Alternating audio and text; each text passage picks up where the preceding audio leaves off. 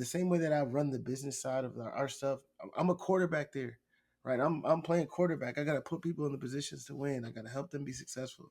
I got to give them encouragement when they need it. I got to press buttons.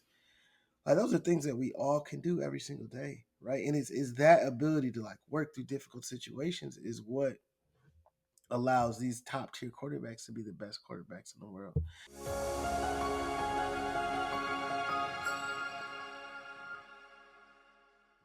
Ladies and gentlemen, welcome to another exciting episode of Mick Unplugged. And today we've got a game changer right here. Some people coach the game, some people change the game. My guy coming up did both.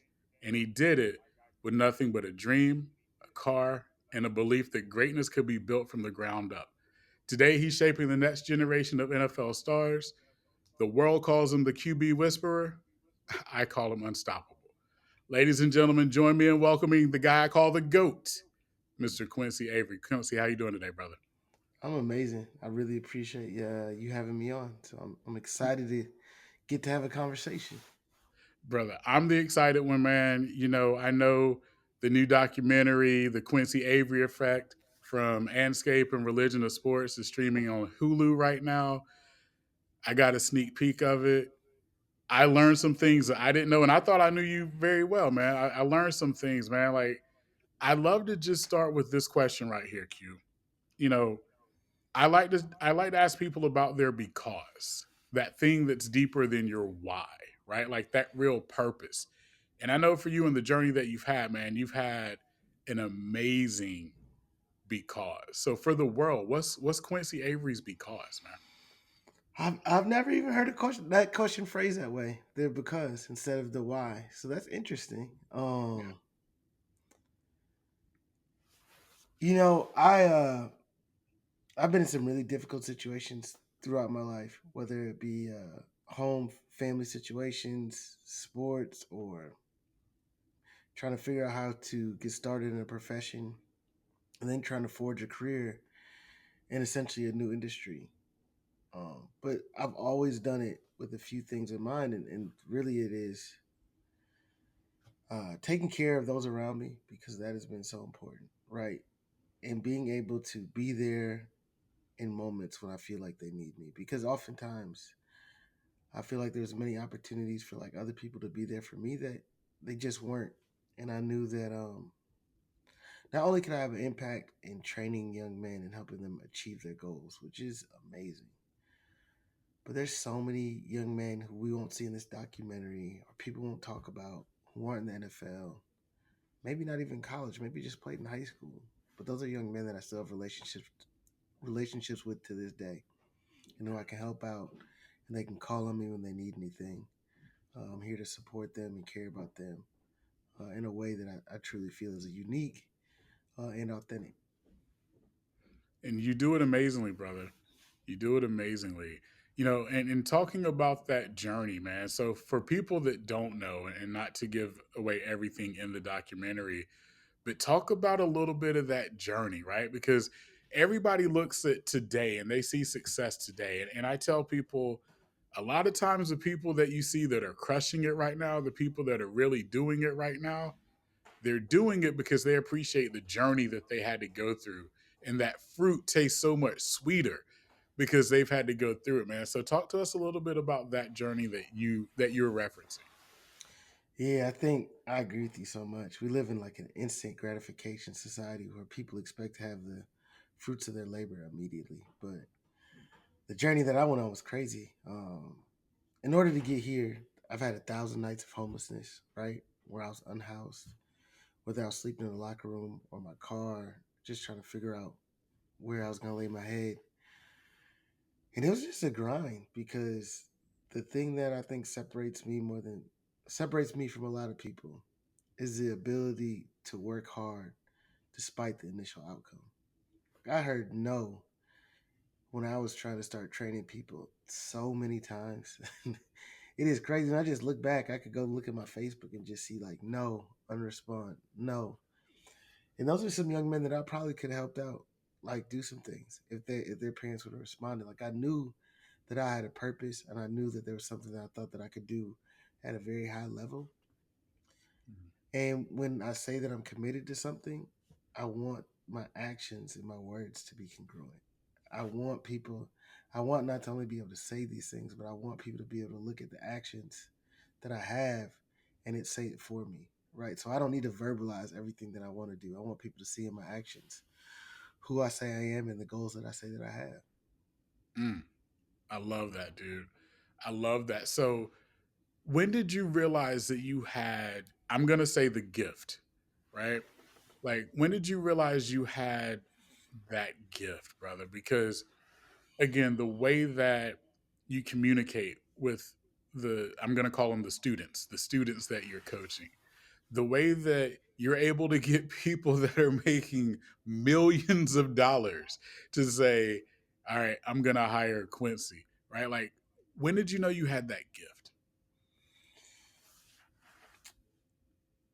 I think that I probably suffered, even though I said that I wanted to be the best, I knew I was working hard towards those things.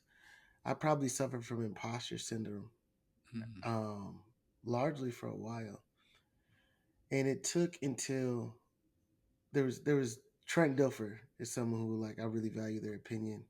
He was really mhm. big in the quarterback space, and when he saw the things that I was doing, and he really was like, "Man, you're doing a great job. Like I love the way that you're teaching these things." That meant a lot to me.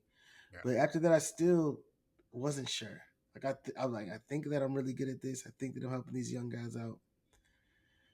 And then the next like real moment for me was I got the opportunity to train Tyrod Taylor. But Tyrod Taylor had been in the NFL for 9 years.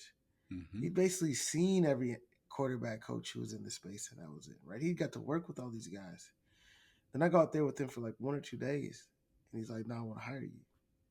Right, and that meant a lot to me because he was making a decision, unlike a lot of the other people that I'd worked with. A lot of the people that I work with, it had only been me, right? They like this is just what they grew up doing. But Tyrod, Yeah. like, was he that to me was like, all right, I really I'm doing a great job, right? Because if this guy believes in the things that I'm saying, despite me meeting him at this age, and I'm able to help him out that much that quickly, then I think that I'm probably better at this than I even I thought I was.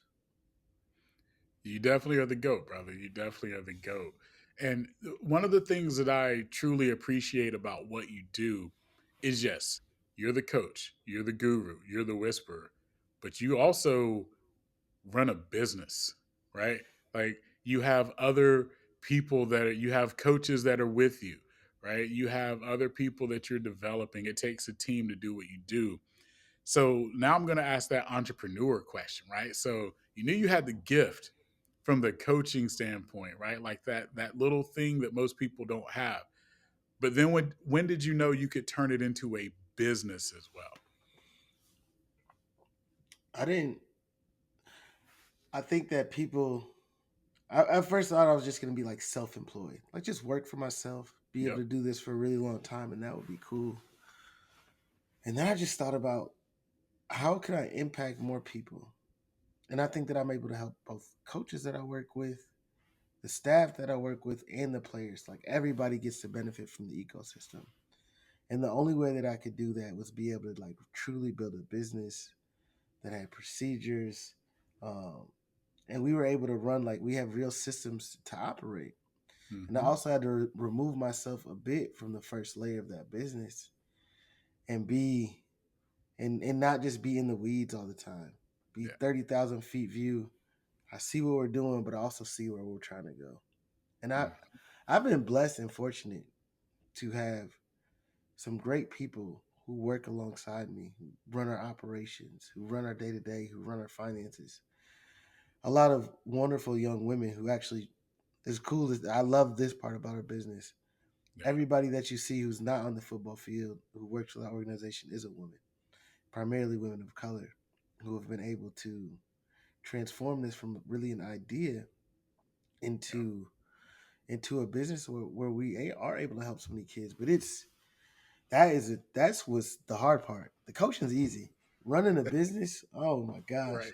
it's always something you run into. You run into a new challenge every single day, Yep. and navigating that and understanding people and how you communicate with them and how people need to be loved, like loved the right way. Like, do they need these words of affirmation? Because I think people think about those things just in like personal, intimate relationships, but everybody has a language they want to be loved in terms of Hmm. the business side too. Some people want you to tell them, like, man, you're doing a great job. Somebody wants an Instagram post with their face on it, right? There's all these different things, and some people just want credit or to be able to go through the steps with the ideas that you have and you champion them and push them forward. So Yep. I'm always thinking about those things, and it's been difficult, but it's been fun. I believe it, man. Shout out to QB Takeover, right? That that's the plug for QB Takeover. I'm gonna have links for all of that in the show notes and the descriptions too, man. But now let's tell the people, because I know you're not gonna name drop, so I'm gonna do it for you. Jalen Hurts, Justin Fields, Jordan Love. I was gonna say your name pretty much had to start with a J for Quincy to work with. But these are all the next gen quarterbacks that are under your tutelage, man. Like from the words of the guru, from the words of you, a lot of people think that it's talent, and that's what they see on Sundays.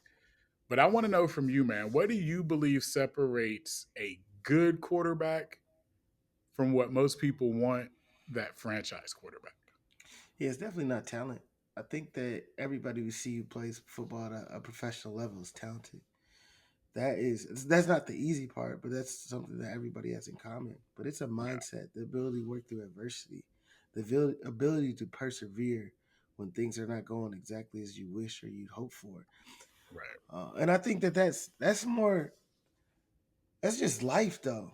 Like quarterback is life, and that's what I want people to understand. I want people like when they watch this documentary, they see the things about me. I want them to live their life like a quarterback, right? Because the way that quarterbacks move and the way that they operate, the way that they bring people along, the way that they galvanize a team, the same way that I run the business side of our stuff, I'm a quarterback there, right? I'm playing quarterback. I got to put people in the positions to win. I got to help them be successful.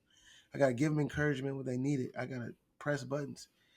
Like those are things that we all can do every single day, right? And it's that ability to like work through difficult situations is what allows these top tier quarterbacks to be the best quarterbacks in the world because you're going to go through something difficult. You're going to throw an interception. You're going to cost your team a game. But it's not just that moment, it's how do you respond? Because that interception you throw in week two, you could learn a lesson then and you come back and win the Super Bowl because we saw that same defense. Now I knew how to respond.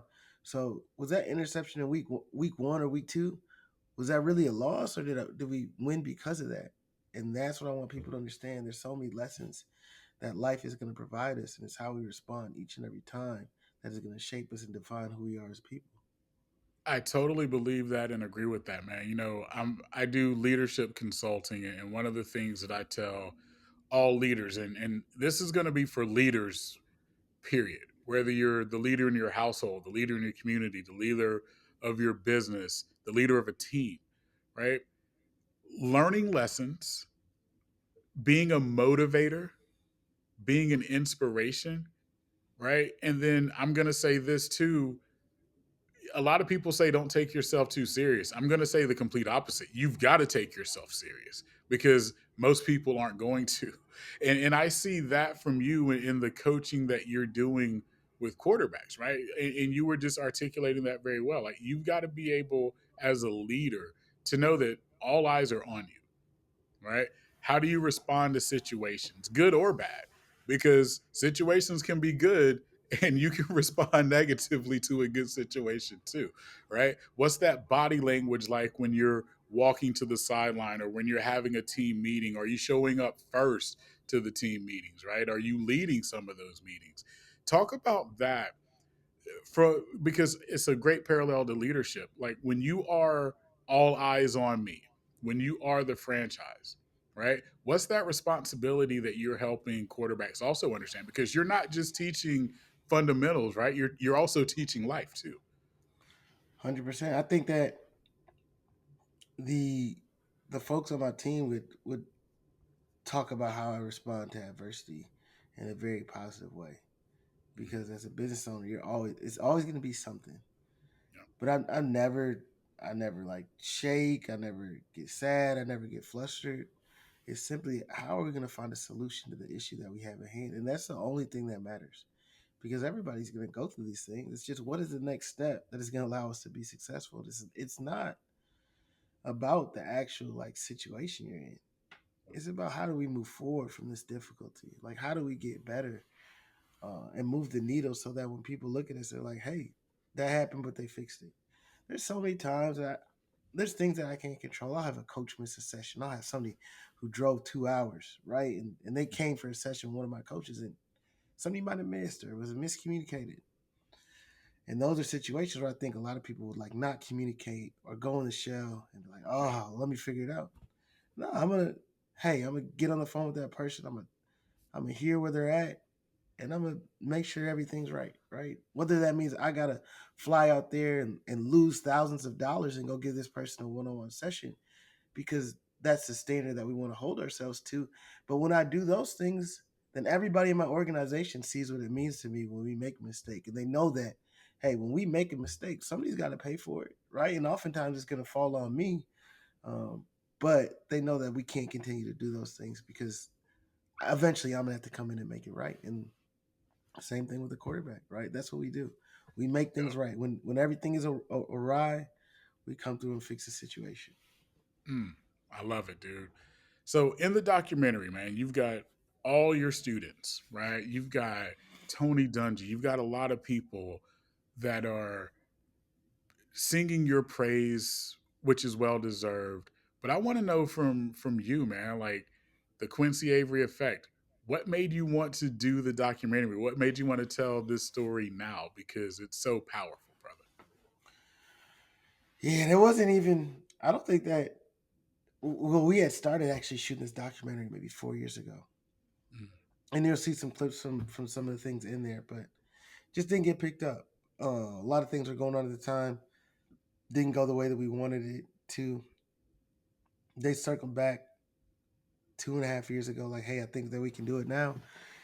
And I thought that it was important. It's cool to see so many of the young black quarterbacks I've had an opportunity to work with really thriving and be able to show that.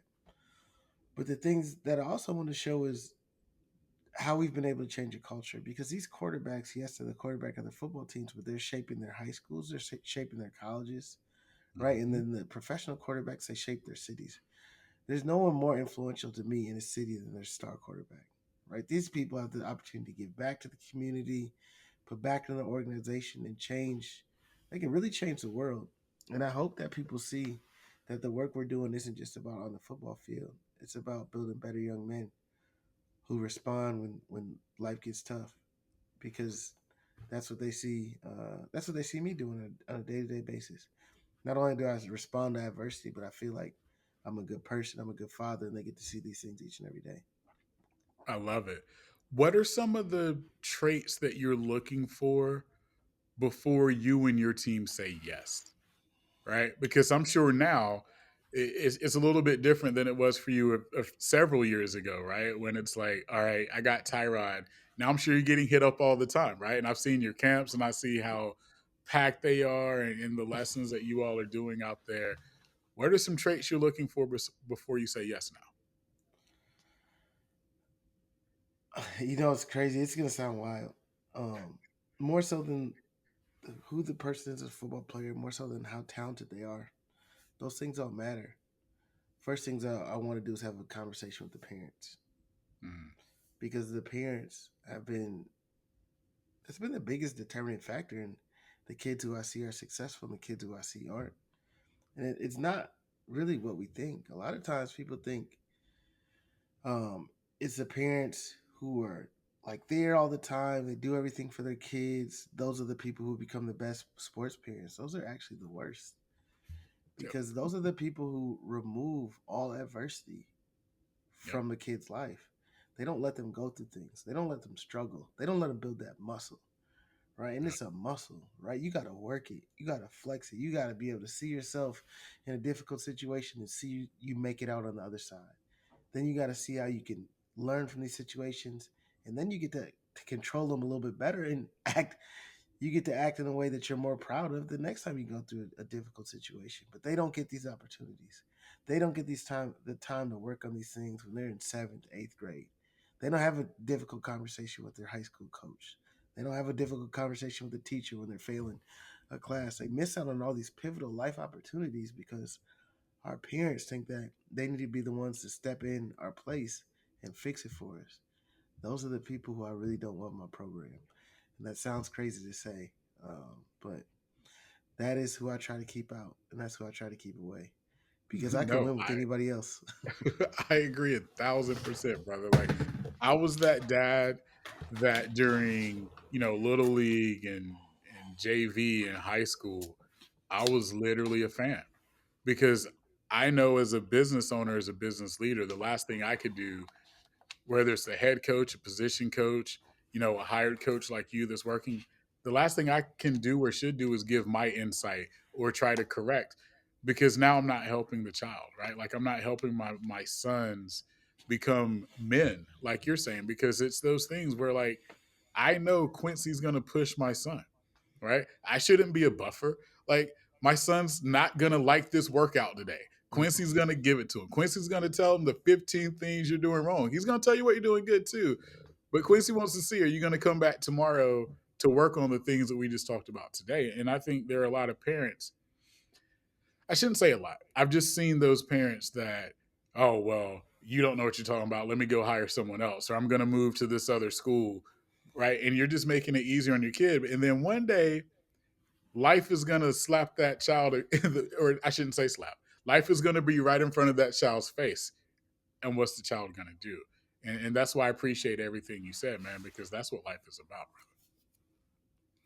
Yeah, it is.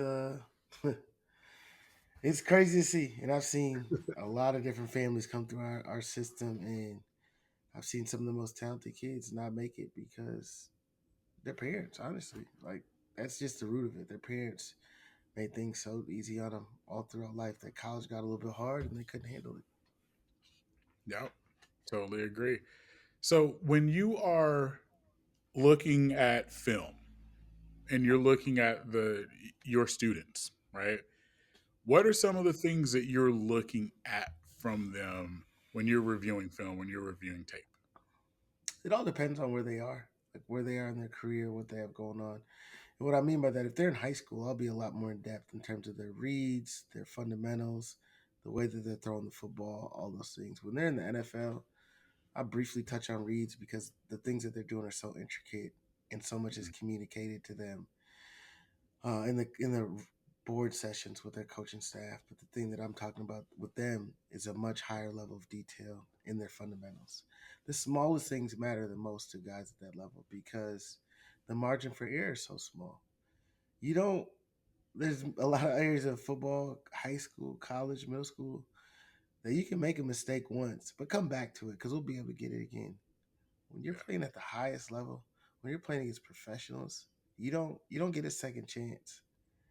It's either we made it work when it came up or we didn't, and we don't get to go back and do it again. So making sure that they're prepared in that moment for that play that could allow them to change the game because it's not going to happen again.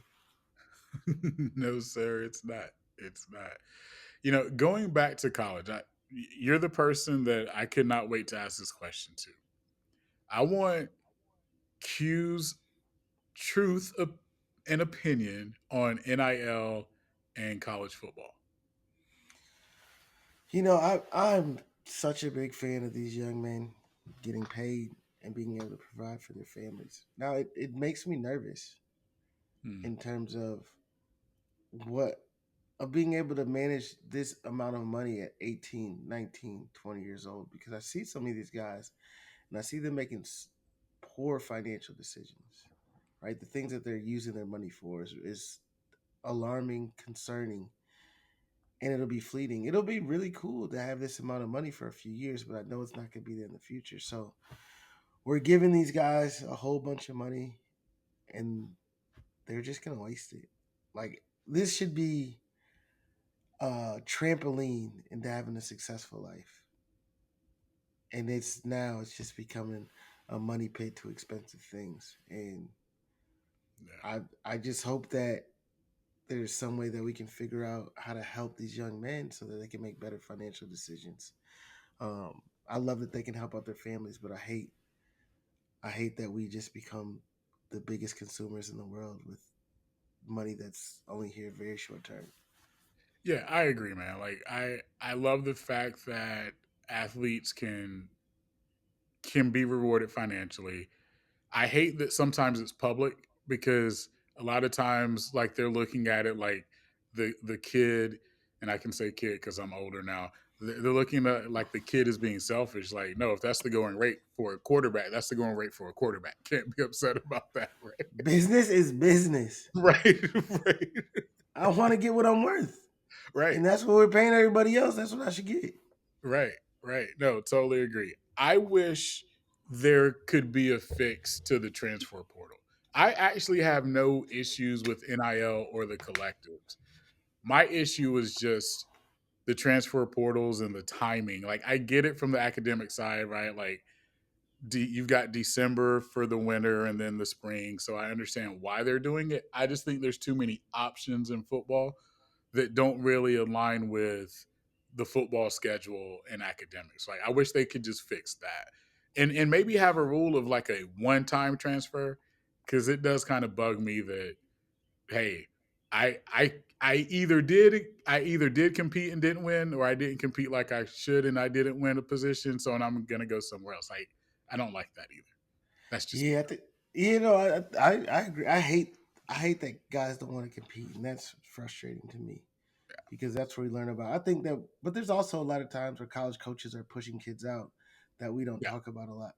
But it's really simple to fix, and it's just contracts, right? If we create real contracts with real buyouts, then a lot of these things become very easy to fix. The problem is the NCAA doesn't want to consider these young men as employees, which Mhm. they are. They're employees of the institution who happen to go to school, and that's where until we get a collective bargaining agreement, we are going to have issues Yeah. because guys are going to continue to leave for more money. They're going to ask for more money after they've already agreed to a certain amount because they find out somebody else is getting more. But when the school doesn't have to honor the contract and you don't have to honor the contract, that is the game that we all play. If Yes, schools sir. were always honest with the young men, I would feel a lot worse about like the things that they're doing. But I know schools lie in the same way that these kids are manipulating in order to get more money. So it's a bad situation altogether. There really needs to be real change that could allow it to be a better situation, not only for the young men, but for the schools too. Right? It's so difficult to operate not knowing who's going to be on your team each and every year. Yeah. Yeah. Quincy, this is something I've been I've been wanting to tell you for a long time. So this is why I'm glad that we've got this podcast and we're able to do this because I definitely wanted to look Quincy Avery in his eye and just say, bro, I I know you know now like how much influence you've had on the good for the quarterback position. Um and just seeing how I'm gonna say the quarterback position is being respected as an athlete, right? Um, I wanted to thank you just for giving visibility into what black quarterbacks can do in the NFL because a lot of folks are going to go back and name, oh, well, there was Mike Vick, there was Doug Williams, there was Randall Cunningham. Yeah, but that was like one or two per team, or, or like for the whole league, right? Like there was one or two for the whole league. Now we've gotten to a point where some of the stigmatism of black athletes, in particular black quarterbacks, are going away. And I just wanted to let you know, man, like how much impact you had on that because you're giving the tutelage, you're showing that, you know, we are accurate. We can read defenses. We're not all run first quarterbacks, man. Like I just wanted to thank you from me just for making that impact, bro. No, that means a lot. I truly appreciate it. That's a goal that I always had, and it's fun to see all these young men just getting opportunities, right? Yeah. And it's never that we weren't talented enough. It was that at each step of the way, there'd be somebody who'd be like a little roadblock who'd get in our way. And hey, how about you switch positions, or how about you do this or do that? And they finally allowed us to be ourselves, to be authentically ourselves at the quarterback position in terms of the way that we play the game. And I hope that they continue to not only let us do that, but be ourselves authentically off the field and be who we are and express ourselves in the way we want to express, and we can live a life that we hope to live and like of the culture that we grew up in. But it feels I'm truly thankful that I get an opportunity with so many quarterbacks who look like me because I wish that there was a me for me growing up. And I hope Mm, that I can be that not only for these. I was never talented enough to play in the NFL like these guys, but I hope that I can be there for not only the guys in the NFL, but a bunch of college guys growing up underneath them so that they know that there's going to be someone there for them to take to the next level. I used to do a black quarterback club where I brought together a bunch of black NFL quarterbacks, college and high school quarterbacks. And that's something I haven't been able to do the last few years just because life's been lifing. But it's something I hope to be able to do again because I think that it's important. I think that people need to be able to be in a room with other black quarterbacks because there's experiences that we're all going through, right? That are difficult, but that you need to know that you're supported. And there's a bunch of other guys out there who are going through a lot of the things that you're going through, but we're going to push through it together. And that's what I hope that I can do. I can instill a whole bunch of confidence in a whole bunch of young men, and even if they're not professional quarterbacks, they're going to be professional in something, and they're going to know they're going to be built for it. yes, sir. Yes, sir. So again, the Quincy Avery Effect from Anscape and the Religion of Sport, streaming exclusively on Hulu, man. Like, what do you want? What do you want people to get from this documentary? If there's one or two things that it's like, yeah, but make sure you get this. What's that? Yeah, but what are those things, man? Oh, the things that I really want people to get from this is uh, to know that no matter what situation or what it may look like, your destination is your destination. And as long as you continue on your road, you might have to switch lanes. You might got to catch a detour. You might got to make a left, even though it looks like the road is straight. But you have to continue on to your destination and understand that the map is not the terrain. It is Mm, easy to look at a map and know exactly where you want to go. It is much difficult when you're actually on the road to getting those things. And be okay with that. Understand it's not always going to look pretty. There's elevation changes. There's a whole bunch of things that you may not have expected, but you are going to get there, or you're going to get something positive out of the situation if you put all your all into doing the thing that you said you're going to do. mm, And that's really what I want people to get because it might change, yep, right? The thing that I thought I wanted down there might be different when I get there. But as long as you worked as hard as you could to get it, you're going to be thankful for yourself forever. And that's what I want people to understand. You look at yourself differently in the morning when you did everything you could to get something. Like you really genuinely did that. I think a lot of times people are saying like I worked really hard. And I was talking to my nephew about this today. I'm like, you keep telling me you want to go Division 1 in basketball. When I call you and ask you, did you put in the work today? The answer is no. Stop telling me that, right? You can't tell me that no more mm-hmm, because the proof is in the pudding. I want your actions to tell me you want to be a Division 1 basketball player. Stop telling me you want to do that. yep. So I just want to challenge people in that way. I love it, brother. For the viewers and listeners, again, whether they're an athlete, business leader, they're a person that's looking for self improvement or personal growth, what's one trait that you know all great people have? It's the ability to respond to adversity. That is it. You can't be great without that. Love it, man. I love it. I love it. Let's do a hot three with Quincy. You All ready? right, let's do it. All right. Who was your favorite athlete growing up? War Moon. Ooh. And he just gave his he just gave his number to Cam too. I like it. Yeah, I thought that was really cool. I Yeah. like it. All right. All right. Hmm. I don't want to put you on the spot, but I'm gonna ask it anyway. You can plead the Okay. fifth. You can plead the fifth. Who's been your most rewarding student?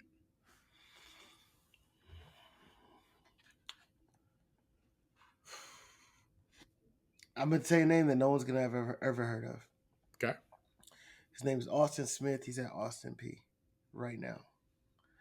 And the reason I say that is because I'm always very honest with parents and players.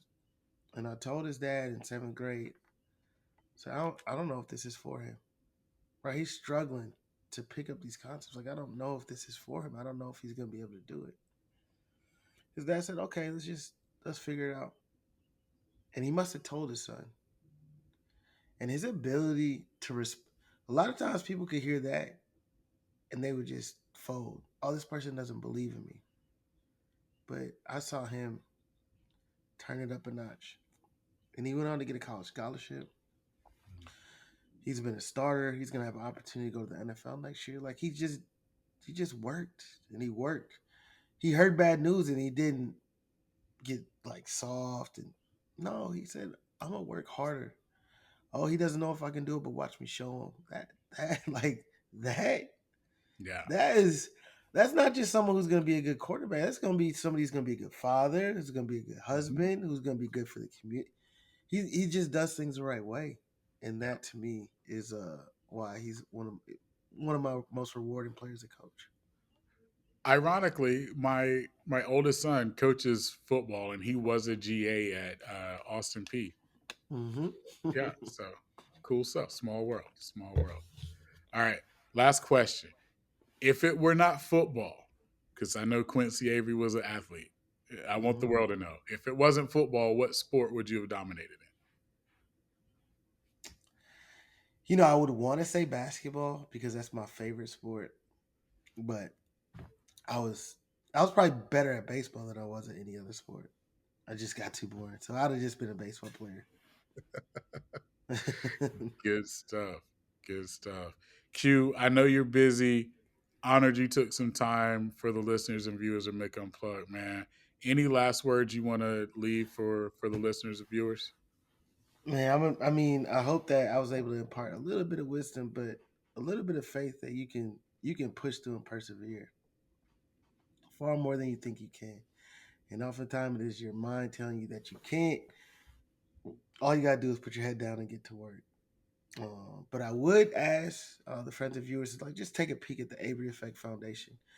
It's for a lot of young men who are trying to reach goals and do more with their life. And we are trying to put resources into them so that they can do it, whether it's in football, basketball, whatever the situation is. But we're trying to do as much as we can to help these young men out. So take a peek at that if you have the opportunity. That would be helpful not only to me, but I think that you would be responsible for helping change some young man's life. I love it. Is there a website for the foundation? Yep, you can go to Avery Effect or you can go to QBTakeover.com and um, just hit the link for the Avery Effect Foundation. You'll be able to jump right on it. All right. So I'll tell you what I'm going to do. We'll have the link in our show notes and descriptions. I'm also going to have it on our website. So mickhuntofficial.com. I'm going to have it there. And then I'm also, if you message me and tell me that you've donated and I'll confirm it with Quincy and the foundation, I'm going to match. I'm going to match all donations up to $10,000. How about that? Man, either man, I really appreciate that. I believe in supporting, man. Like I'm a believer that there's never a bad time to do good things.